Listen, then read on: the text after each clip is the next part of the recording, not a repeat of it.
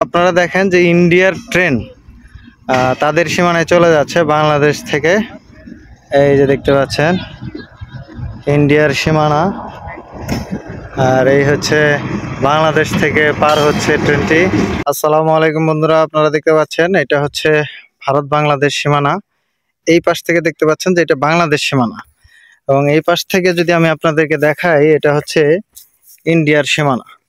এই দেখতে পাচ্ছেন ইন্ডিয়ার সীমানা, আর ওইটা হচ্ছে বাংলাদেশের সীমানা।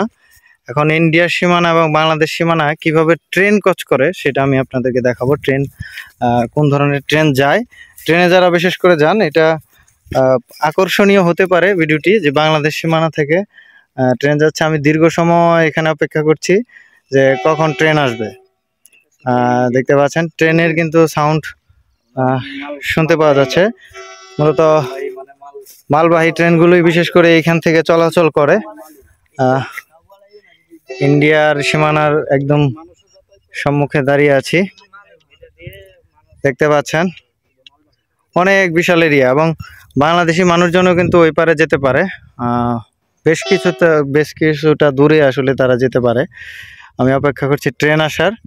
ট্রেনটা আপনাদেরকে সরাসরি দেখাবো, এবং ট্রেন আসলে এটার অনুভূতি কেমন সেটা আপনারা জানতে পারবেন। আমি এখন দাঁড়িয়ে আছি চাঁপাইনবাবগঞ্জ বাংলাদেশের, এবং ওই পাশে যদি বলি সেটা হচ্ছে ইন্ডিয়ার মালদাহ, এবং এই পাশে কিন্তু চাঁপাইনবাবগঞ্জ। ইন্ডিয়ার মালদাহ এই পাশে পড়েছে, এই পাশে পড়েছে চাঁপাইনবাবগঞ্জ। ট্রেনের সাউন্ড শুনতে পেলাম, ট্রেন চলে আসবে। এটা হচ্ছে সীমানা প্রাচীর এবং 0 পয়েন্ট থেকে দেখতে পাচ্ছেন ট্রেন কিন্তু অলরেডি চলে আসার পথে। এবং ওইখানে যদি আপনাদেরকে দেখাই, দেখেন অনেক মানুষজনই কিন্তু আছে, আপনারা দেখতে পাচ্ছেন নিশ্চয়ই ট্রেনের যে চিত্রটা।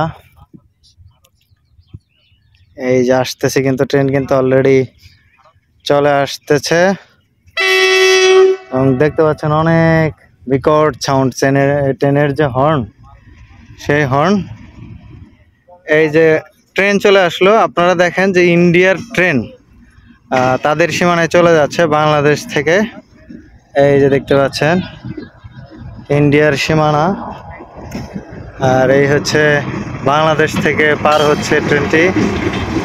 এটা শুধু ইঞ্জিন, ভেবেছিলাম অনেক। দেখতে পারলেন